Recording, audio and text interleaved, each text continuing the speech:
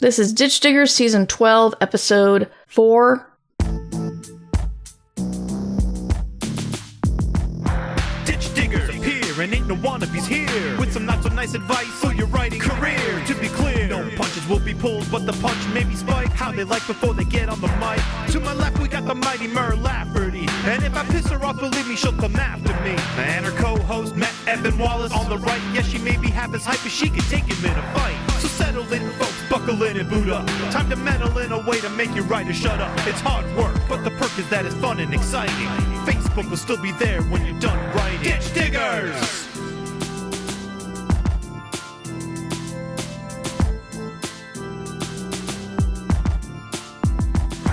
Ditch Diggers! But we're coming to you live from the butterfly shed that we probably should not have built. It is the Ditch Diggers with Mur Lafferty and Ursula Vernon, a.k.a. T. Kingfisher. Hi, Ursula. Hi, Mur. I never know what to call you in this because your T. Kingfisher persona is getting so big, but it still feels weird calling you something else than, what I've been calling you for years and years and years. Yeah, whenever I do cons, sometimes they list me as Ursula Vernon, and it's like, you're not going to get half the traffic you would if you said T. Kingfisher. Or you might get all of your furry fans. Yeah, funny story. For the book launch for Nine Goblins, was it Nine Goblins? No, it was hang on. I just took a choya spine to the foot that was jammed in my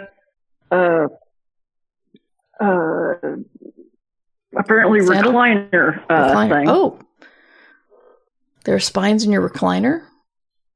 Well, there aren't supposed to be, but I got like it's not like one of the things that comes with the recliner at all. But I was out wandering around okay, I did the stupid thing, and I took my meds, my ADHD meds, which will cause me to hyper focus on whatever I am doing about 20 minutes later. Mm-hmm.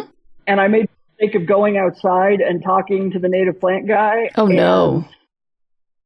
So then it was an hour and a half of looking at plants, and I brushed up too close to a choya, and it didn't stick me, but it got in my pant leg. And then the pant leg transferred it to the recliner, and then I moved my foot wrong and gouged myself. And choya, it wasn't a full pad. I mean, that would have been, the screaming would still be going on. But choya spines are basically like getting a pretty large gauge hypodermic needle jammed in you, and they are painful. So, but basically it was doing its job. It grabbed onto you, it traveled somewhere new, then it fell off. No, it's just probably not going to root in your recliner very well. I really hope it's not going to root in my recliner. That would be very bad. Yeah.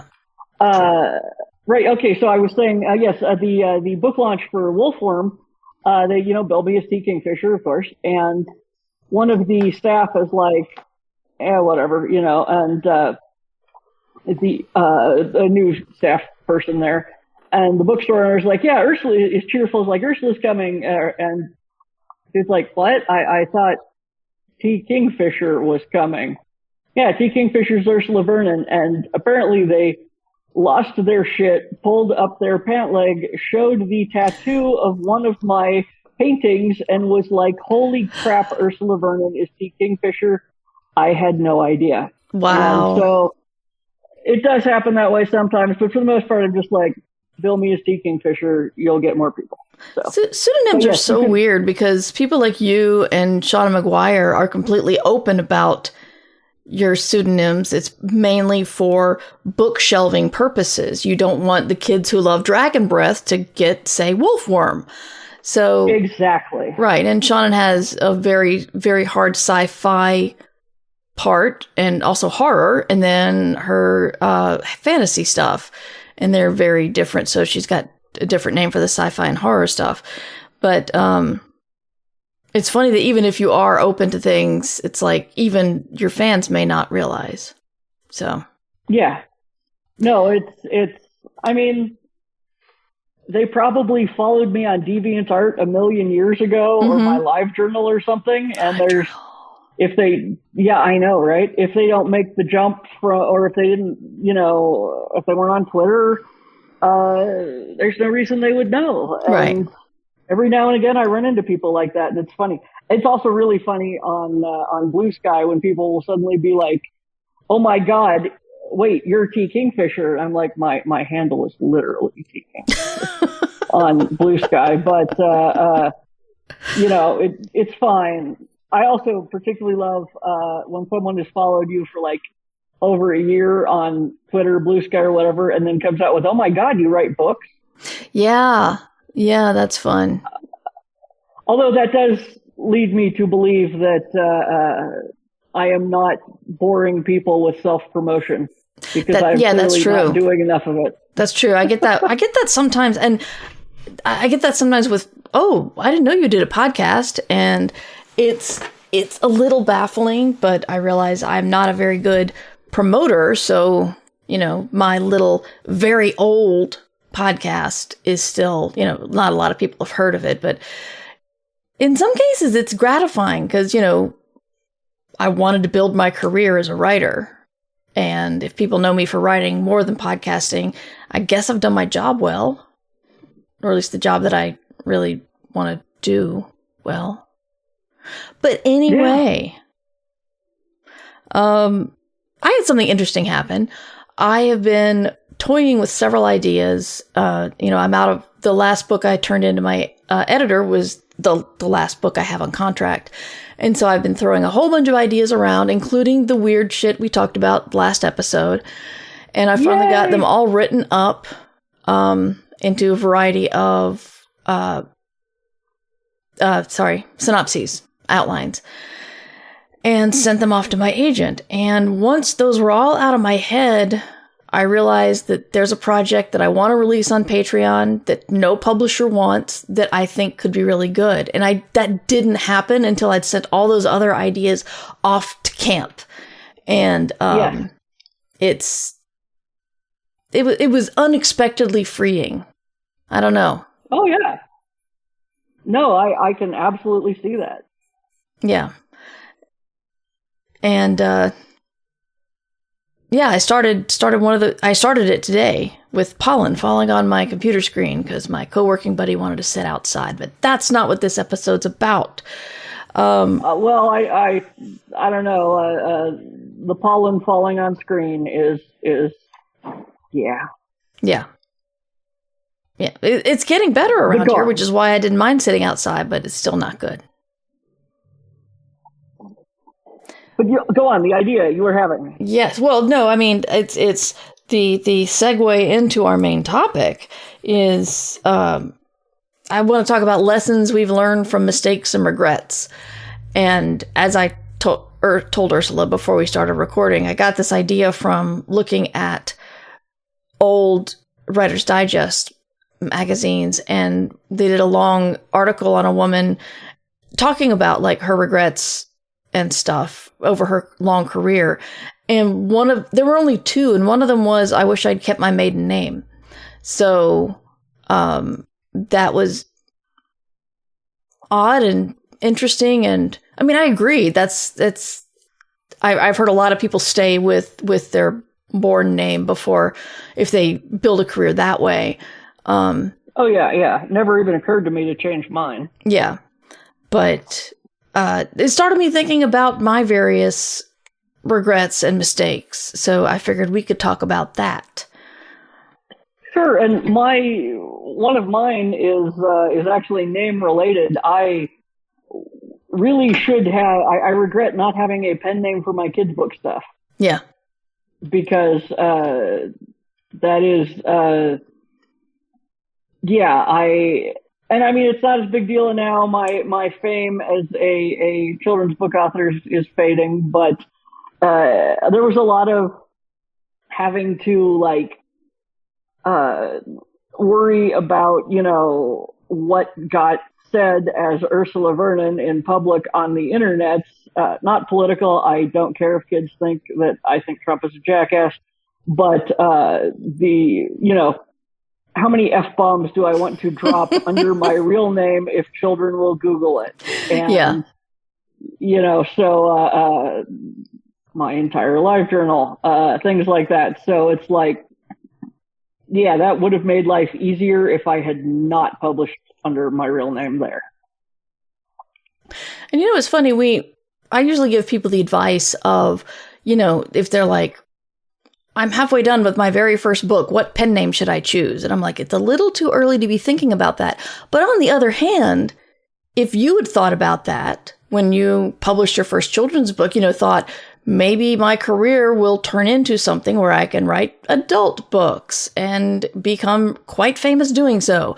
Maybe I will do a pen name for this project. I mean, it's hard to think that way. And it was, this was 2006, 2007. Well, I sold the book in 2006. But yeah, tail end of 2006. Really? I think. I'm pretty sure I don't remember. It was something like, it was somewhere around there. Might have been 2007. Would have been early 2007, I think. Anyway. Pen names. Pen names. What did I know? It was my first book. I'd been doing web comics. Mm-hmm. I had an agent because somebody told a funny story to a friend of mine, or because my friend of mine told a funny story to them at lunch. I was in no way prepared for this situation. So yeah, it is more of a regret, but I do not blame myself for having not had the foresight to do it. Right. I think one of my biggest regrets is my agent history. And I always feel like I've talked about this a million times, but there could be people watching or listening who've never heard it, so I will try to sum up. When I self-published my first book via podcast in about 2008 or so, there was another author, Scott Sigler, who had done it and gotten way more popular than me. And he had an agent contact him and get him a book deal and stuff. And that agent was looking for other authors in the same space. And he approached me. And I kind of felt weird because it didn't sound like it would be a great fit. But at the time, it's like, somebody likes me. I should probably go with him. I mean, an agent found me. How hot is that? And, it did not work out. And then somebody else found me and approached me, and then she fired me when she couldn't sell my stuff. And it's like, I did not feel 100% good about my agent choice until agent number 5. 5? Yes, 5. So, and that was Jen, who I had met at a con in person and saw that we had a good relationship. And you don't need to do that, obviously. You don't need to meet your agent, a possible agent, in person. But, everybody knows that if you meet someone in person, more often than not, you're going to know better if you have a vibe with them than over the internet or over a phone call. And oh yeah, I just wish that I had trusted my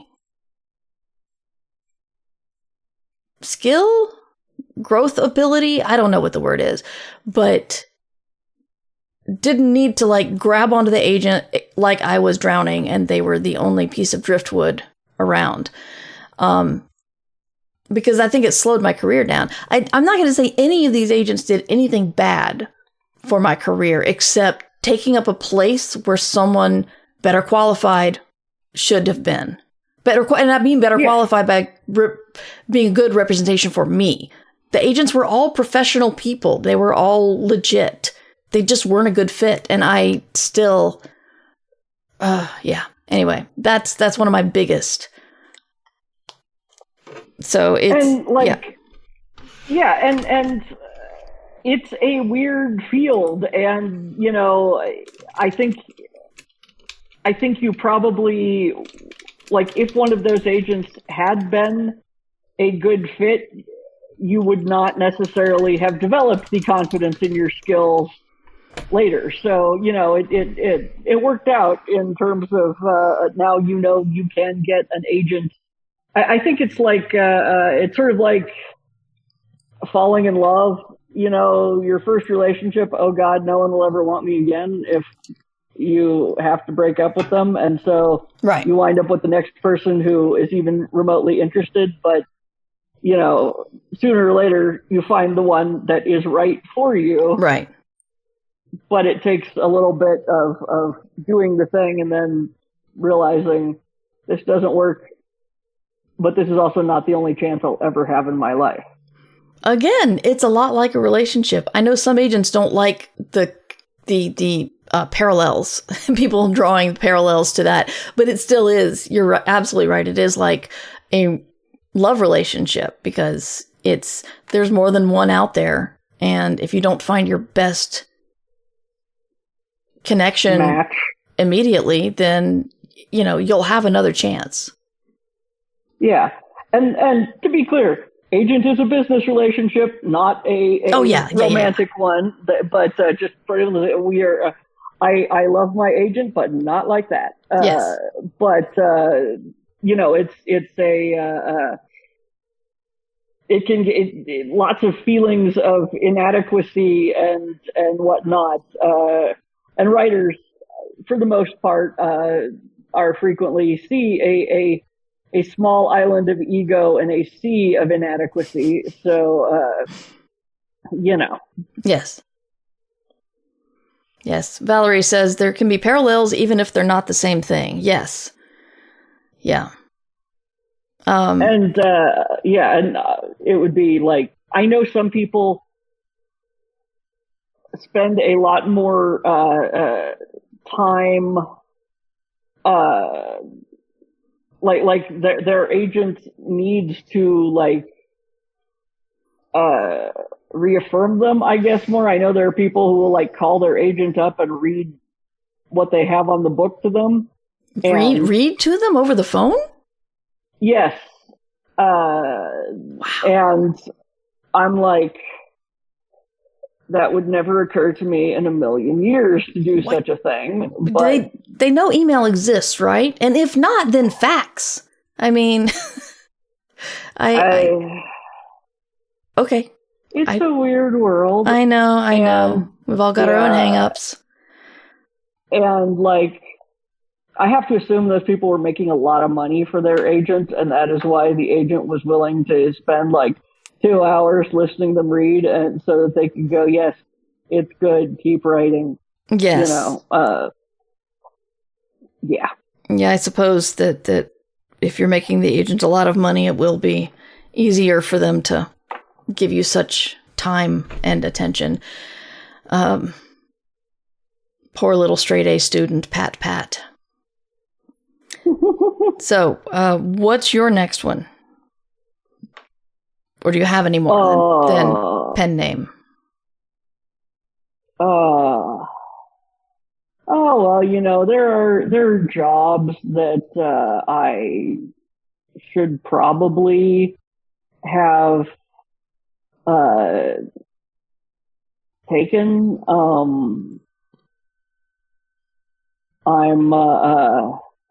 Well, no. The problem is that like a lot of my regret things along those lines are more like I had a job offer once to be an art director for a company in St. Louis, and when I was living in Minnesota, and frankly, it was a big opportunity, and I should probably have jumped on it, but my now ex-husband, then either boyfriend or newly married, was like, I don't want you to go because then you'll move to St. Louis and I'll be here, and then it'll be a long distance relationship and then we'll break up. And so I did not take it. And on the one hand, like in that moment, it was a mistake not to do it. But my career worked out so much better not doing it, and I'm much happier being a writer than I would have been as an artist. So I don't regret it.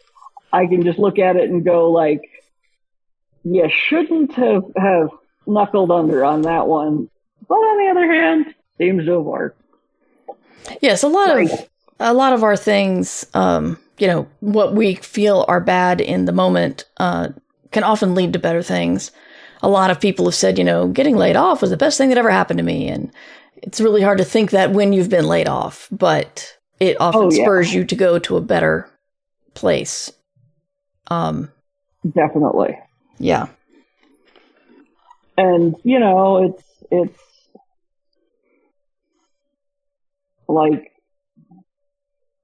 life. I am more, I think, annoyed at myself for having sort of wimped out on that one than I am about any of the job things related, because, I am very glad that I was not doing that, and I would have probably been miserable, but I'm just annoyed I didn't take a job because, that schlub. Yeah. Yeah.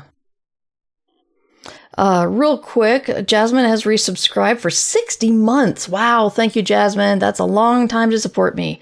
Very much appreciate it.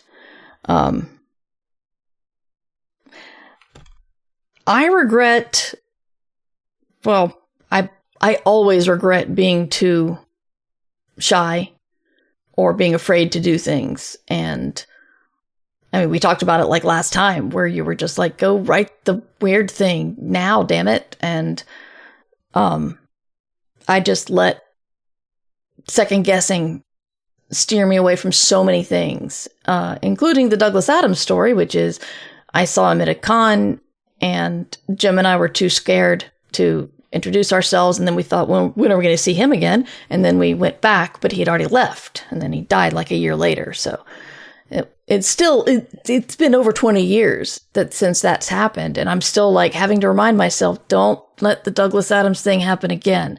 And I mean that for almost any opportunity I could take. On that note, then I will say that when I went to Dragon Con once, I saw a really fantastic Chewbacca costume, and we were coming down like a back hallway, and dude had the head off and was talking to some other people, and I thought I should go up and tell him that's an amazing costume, and then I was like, crap, I have a, suitcase, I'm busy, and he looks like he's talking to people, I won't bother him. It was fucking Adam Savage. I found out later. Oh, right. I've heard he did that. He would get into cosplay and wander around cons. Yeah, and I was just like, nah, that's a really good Chewbacca. And quite frankly, I probably would have seen him and not recognized him out of context, and then like, great Chewbacca costume, dude, love it, and then walked off. And then like a month later, when I heard who, I would have been like, oh shit, but. Oh, wow. Underpope says, I once told Simon Pegg that he looked like the guy from Shaun of the Dead. You were right. He did. Yes. He absolutely did. There are a couple of writing jobs I regret not taking, but not a ton. I've experienced enough work for hire stuff that I know the bad parts about it, and I don't even mean bad. I just know all the realities around it. And if you need money, it's great. If you need an ego boost, it's nice. And if you really love the world, and you have the time, it's great. But it's like, I don't know how to tell these children who love my Minecraft book that I'm not writing another Minecraft book. And they probably won't appreciate or understand the reasoning why.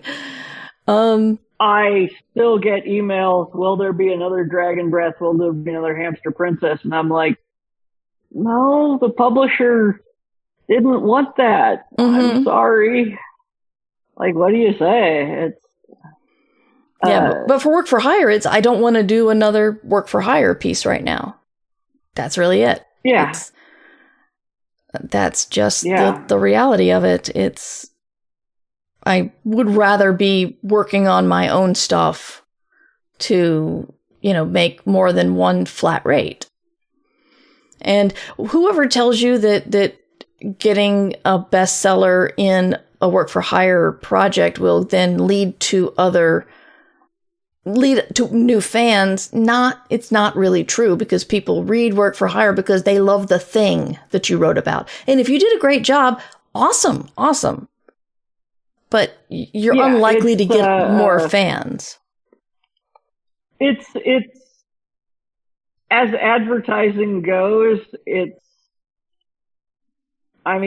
fine, but it's not like, it's much better to have your own book in your own universe be a bestseller, quite frankly. Yeah. Someday maybe I'll learn what that is. Yes, well, moving on. I regret that I said. Did Wolfworm hit the list? Yes. You can sound happier about that. I'm okay. Yes. It's 14 on the Times, like 20 something on USA Today, and I think it was number 6 on the Indie, which is pretty nice. That's great. But it's only for 1 week. My fans are the most amazing about pre-orders, so I will hit the list for 1 week because they all pre-order, because they are wonderful people who know pre-orders are love. Mm-hmm. That is much, much better than not hitting the list at all. Yeah. Don't get me wrong. But it is very much a reflection of the pre-order situation. Usually, once or twice I've had books that stayed on for 2 weeks, but yeah.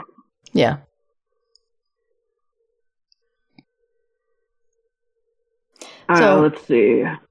What other? I will say here. Yes. I regret that there was a point where I was on a forum discussion thing with where John M. Ford was a regular commenter, and I did not tell him that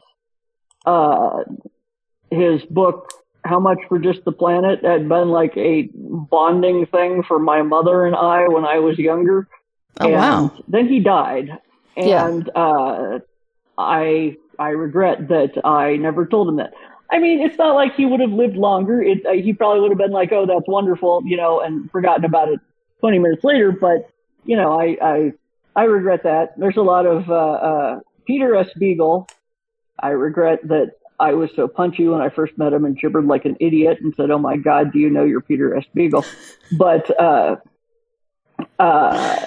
told me, that if you get the chance to talk to an author or hang out with an author or something like that, take it, because they die like any other people. And sometimes you will be like, "Oh, I'll catch them later," and turn around and read their obituary. So he said it a lot more gracefully than I did because he's Peter S. Beagle. But yeah.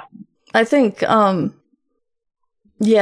think we're not quite like hamsters in the how quickly we can just perish. No, it's absolutely a good point. Kevin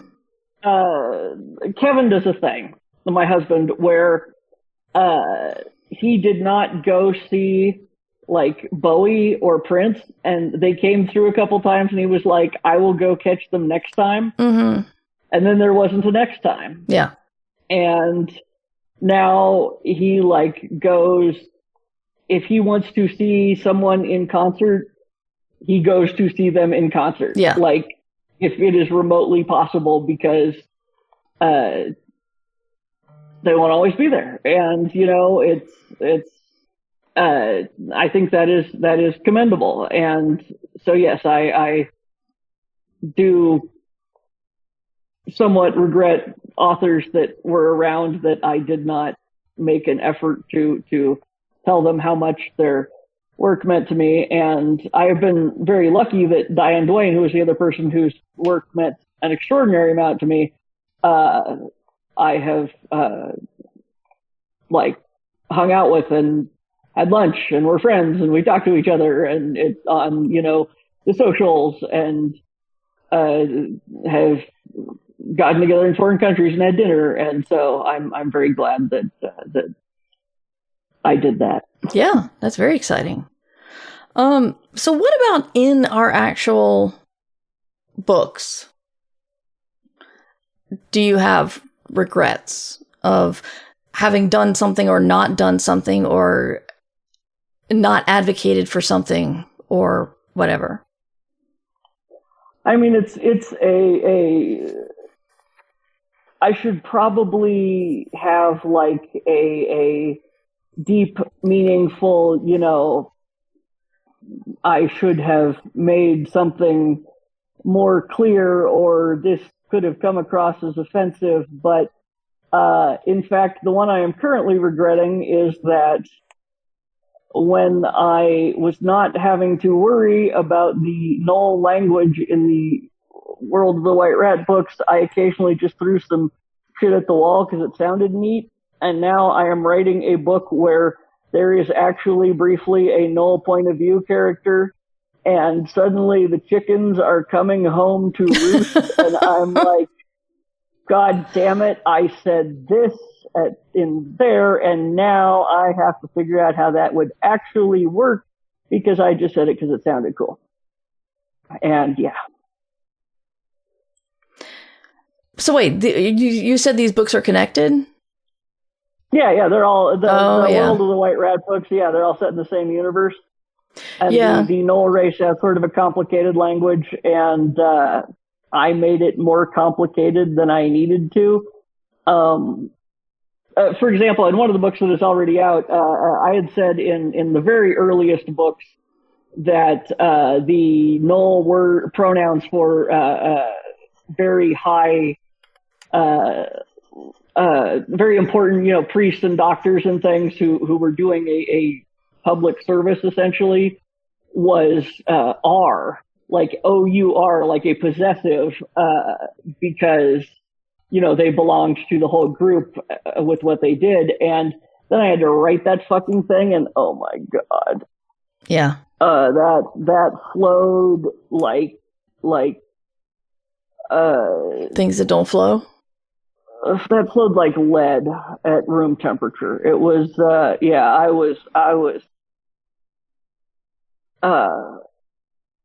I think there's been an audiobook of it, and I have not listened to that section, but if there has been, that narrator should have gotten hazard pay. Yeah. I regret, and I don't know where I would have done this, because there's time, and one of the problems of having, trying to build a writing career traditionally published-wise is when your publisher says, I don't want to pay you for this story anymore, but I will pay you for this other story. And you've got, in your mind, a good number of fans going, where's the story that comes next in your first group of stories? And you mean like a series? Yes. Sorry. I'm specifically, yeah. I did 2 urban fantasies. They were fun. They were silly. They didn't sell well. So then I wrote a science fiction murder mystery, but there are still people asking, when's the next Shambling Guide coming out? And I'm like, I've had other projects since then. I've got ideas. I really, really wanted to do Orlando. Excuse me. But I had these other projects, and I talked myself out of it. Too? Sorry? Didn't you want to do something with the Big Dig, too? Yes. Book 2 was going to be in Boston, and I was going to cover the Big Dig. And they told me I was with both Orbit US and UK, and Orbit UK said, we're not interested in Boston. You need another city that's has worldwide appeal. And so Book 3 was going to be in New Orleans, so I just moved Book 3 to Book 2, and then didn't get a Book 3. So the ideas were there. I just didn't do it. And maybe I regret not doing short stories or something to keep it going. I remember, what was that HBO show about the carnival? Wasn't that Carnival something? Yeah, I think so. Yeah, it ended on a huge cliffhanger, and the show got canceled. And the showrunner or head writer or whatever actually sent out what they had planned for the rest of the series.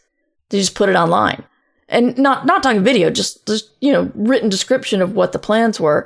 And I really appreciated that, considering, stuff gets canceled all the time and you have no idea where they were going with that. And so, as a creator, I think maybe I should have done that. But I don't know. It's so much easier to look back in time and say, I should have written this. When, as a writer with ADHD, you realize how sometimes it's just a struggle to get dressed. And if you get dressed, it's a struggle to sit down. And if you sit down, it's a struggle to get writing. So those days happened too. Oh yeah. Yes, hindsight is 20/20. You can put it on your website. Yes. But yeah, I know that sort of thing has consumed people. Was it Melanie Ron who just dealt with so much crap that she was never going to write any more of the Ruins of Ambrai books, and people were Yes, I know. Bummed, and it's like, I feel that authors should have the ability to basically be like, this book is not working for this series, I cannot do. And yes, but it's sort of like, again, we're getting back to a relationship metaphor. It's like you go into a trilogy or a marriage thinking that, you are giving it your best shot. You are not assuming that, it will end in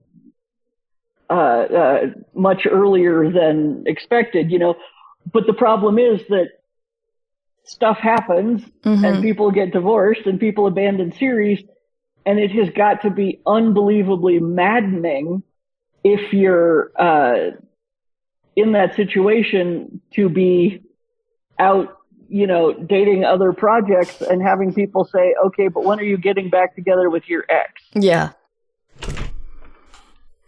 Yeah. And here the specter of George R. R. Martin hangs above us all, but I think Melanie Ron's is still worse. I was a huge fan of her, and at the end of book 2, a major character was murdered, and the major character had secrets locked away from even himself in his brain magically, and so everyone's like, what was locked away? Did he really die? What's happening? When are we going to get the next book to tell us what's going on? This was over 20 years ago. So yeah, yeah. But at least I didn't end mine on cliffhangers. I got to tell you that. Dang it. Although kids do say I ended the Minecraft on a cliffhanger, and more, I just thought I did and they kept adventuring kind of thing. I closed all the doors, I think. It's a long time ago, but anyway. Yeah. I mean, kids will pay very close attention to things that, I just tell them to make up their own stories. You tell me, but don't actually tell me. But yeah, just make up your stories. Yeah. So we are over. I mean, yeah, I was going to overall, since we're getting towards the end, I have to say that on the whole, I have very few large regrets. about things. Like it's, it has for the most part worked out. I am delighted to be what I'm doing. I am, there are very few points where I feel like if I had, even things that I made mistakes or did badly all sort of put me on this particular trajectory, and I am glad to be on it. Right. Yeah, so like, there's not anything, crushing hanging over me that I'm like, oh God, if only I had done this thing, like. I will say, I regret a couple of things.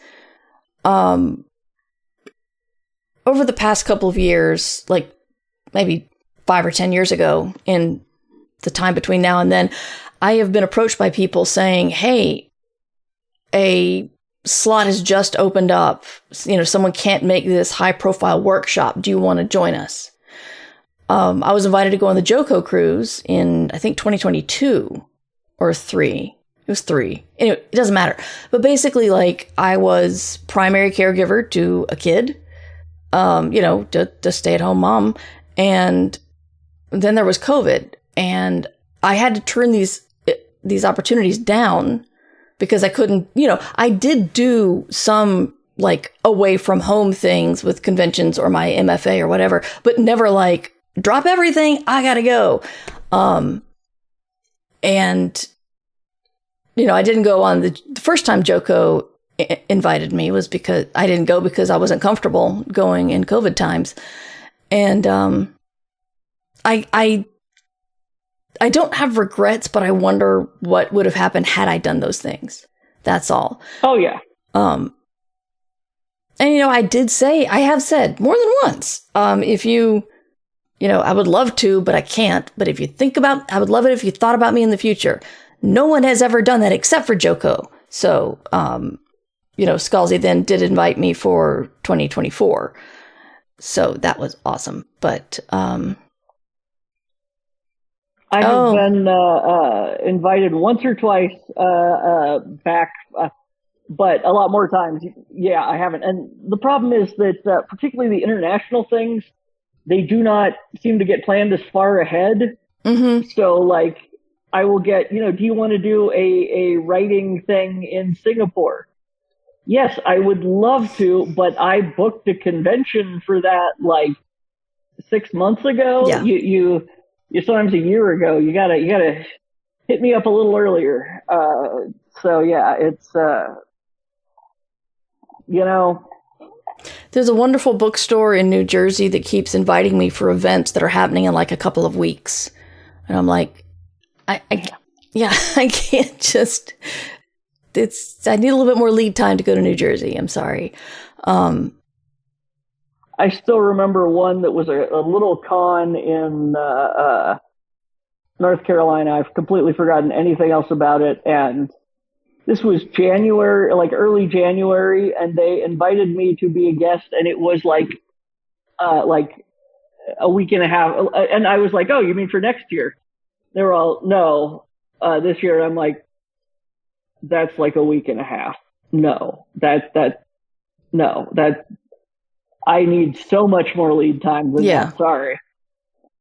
Oh, but I did have something. I don't regret turning that down, though, because, I suspect if you're inviting guests at that point, it's not going to be a great experience. Yeah. But I did have someone contact me because their guest of honor pulled out of RavenCon, which is in Richmond, Virginia, and in driving distance. And they approached me to be their new guest of honor, and they gave me like 5 weeks notice. But it was RavenCon and it was guest of honor, so I said yes. So if you're listening to this before April 27th, 2026, and you're in that area, then come on down to RavenCon and I'll be there. And then the next weekend I'm doing another guest of honor thing in Des Moines. So I'm a little worried about doing those two back to back. But as my husband says, when someone asks you if you're a god, you say yes. So Indeed. But, it may not have been something I could have done if I was still taking care of a young person or, worried about infection rates. So, which I'm still worried about, but vaccines and stuff have made me a little bit more comfortable traveling. But, oh yeah. But yeah, sometimes those opportunities are handed to you and you gotta weigh what is more important. And in the chat, Underpope says, I got into Odyssey in 2013, then passed that up because I had a work obligation. I regret that. Yeah, that's a Odyssey back then. That was a 6-week course, wasn't it? It was a lot like Clarion, just a different company and slightly different structure. But it was I remember it being a 6-week course. So anybody who can pick up and go to Clarion just amazes me because Oh yeah. Yeah. Ironically, I could probably do it now if I had to, because I am already a successful published author in the field. Like, at the point where I would need to go to Clarion, I could not have done it, which is the sort of catch-22. Yeah. Yeah, definitely. Well, we are at our time. If anybody in the live chat has a question, please let us know. If you would like to watch us live, we are on Twitch, 3 p.m. Mondays, 3 p.m. Eastern Time, Mondays, and that's twitch.tv/MightyMur. Some Mondays, not all Mondays. We're going for every other Monday, but we both have travel and other obligations, so we try. We do try. But, Ursula, can you say what you're working on yet? Nope. Damn it! Ugh. Okay. Yeah. Okay, that's cool. I'm just excited for the world to know. It's going to be exciting. But oh yeah. Can you tell us anything you are working on? Yes, I am hard at work on Shieldborn, the third Swordheart book. Daggerbound comes out in August, and I just had the always fun conversation with my editor where I'm like, I think I need a little more time on Shieldborn. She says, well, it was originally due in May. I can give you till June. And I'm like, I thought it was due in June. Oh, crap. I'm sorry.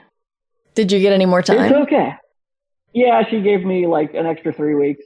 So now it's due in late June. Yeah.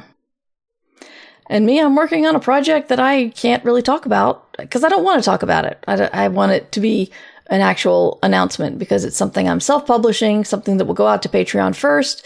And I worry that if I talk about it, it will be, I'll talk myself out of it or, yeah, I'm being slightly. Absolutely. Superstitious. That's what I'm looking for. I'm being slightly superstitious right now, but when I feel comfortable telling y'all, I'll say it on the live stream or in Patreon first. So possibly both. Who knows? Ursula, where can we find you online? You could go to my website at redwombatstudio.com, but if you want up to the minute me taking pictures of flowers, bitching about politics and things like that, you want Blue Sky, where I am the Kingfisher. Right. I thought I had a command for you to say, hey, let's... Oh, it's not turned on. Okay. There. Okay. Yeah, it still says your newest book is Snake Eater, because I can't keep up with you, but the the bookshop link, you guys know how to use a book. You guys know how to use an online store. That'll take you to Snake Eater, and you can probably easily get to Ursula's other books there. Yes, my current one is Wolfworm, but it is horror and it is gross, so you can totally sit it out. No ill will. It's absolutely whatsoever. Disgusting. Oh, also, I loved it. As of this morning, apparently, I am nominated for 2 Locust Awards. So yeah. Oh, congrats! That's Thank great. you. I hadn't heard that came out. Very exciting. It only just happened like about 10 minutes before I logged on. Mm-hmm. So. Okay. And you can catch me at murverse.com, and you can email me questions for this or my other podcast, I Should Be Writing, and you can email mightymur@gmail.com. And I stream I Should Be Writing every Thursday on Twitch, same channel, twitch.tv/mightymur. And we talk about writing. And I'm interviewing somebody this week that if I had prepared better, I would have their name. But yeah, watch on socials. I am Mighty Mur or Mighty Mur2, the numeral. That's Instagram. It's a long story with a lost email account and Hotmail. And then, yeah, I'll be here on Thursday with an interview, and I'll be promoting that. I hope I won't fall down on that one. And thank you, Ursula, and thank you guys for hanging out with us live. And we're going to figure out who to raid. Is anybody raid? I know, streaming. Always a pleasure. Always. This podcast was produced under Creative Commons Attribution, Non-Commercial, No Derivatives License. Music provided by Devo Spice, devospice.com. Ditch Diggers! This episode of Ditch Diggers is brought to you by The Fabulists, including Alan Sloan, Alex Kamachi, Adreja Popovic, Ann Cooper, Eric Morningstar, Randy G., Brett McGlasson, Krista Luke, Christine Mustazer, Christy Shorey, and D. Mayo Wells. These folks support via Patreon. If you would like to also be a patron and mentioned on the show, check out patreon.com/mightymur. See you next time.